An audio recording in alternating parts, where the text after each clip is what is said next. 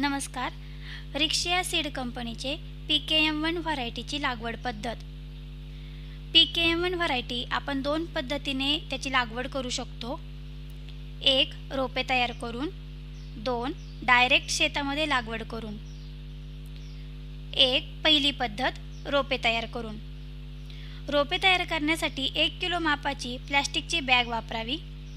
या पिशव्या माती व शेणखताच्या समप्रमाण मिश्रणाने भरून घ्याव्यात.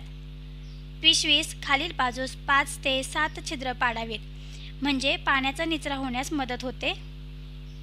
पिशव्या भरपूर पाण्याने भिजवून घ्याव्यात व वापसा आल्यानंतर पिशवीच्या मध्यभागी एक बी अर्धा इंच खोलीवर टोकावेत. उगवण होईपर्यंत झाऱ्याने पाणी द्यावे. पिशवीतील मातीमध्ये वापसा राहील याची काळजी घ्यावी. जास्त पाण्याचा वापर टाळावा. गरजेप्रमाणे पाणी द्यावे. साधारण 1 ते सव्वा महिन्यानंतर रोपाचे मुख्य शेतामध्ये 2 ओळीतील 8 फूट व 2 झाडातील 6 फूट अंतरावर लागवड करून घ्यावी. दुसरी पद्धत, डायरेक्ट शेतामध्ये लागवड करून.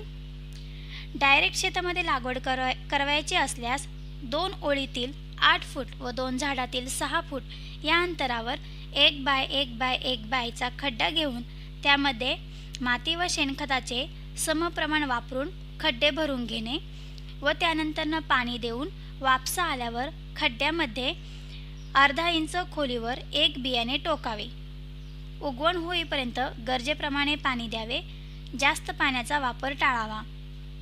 अधिक माहिती: शेवग्यास रासायनिक खताऐवजी शेणखत, गांडूळ खताचा वापर करावा.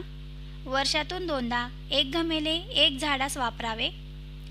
रासायनिक खताचा वापर करायचा झाल्यास सुफलाचा वापर योग्य राहील. पहिला बहार येण्यापूर्वी शेवग्याची शेंडे खुडणी साधारणतः 2 ते 3 वेळेस करणे गरजेचे आहे.